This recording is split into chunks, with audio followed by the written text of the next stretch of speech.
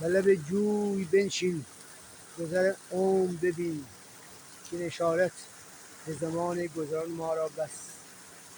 ایتالیا، طبیعت کومو.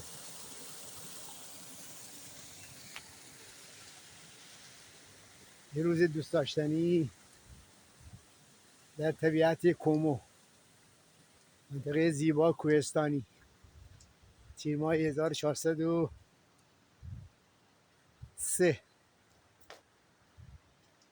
بسیار سفر باید تا پخته شود خواند. کوهستان کومو، منطقه زیبای شمال ایتالیا، سرشار از طبیعت ناب. قدم زدن در جنگل زندگی است، سرشار زیبایی، اکسیر جوانی.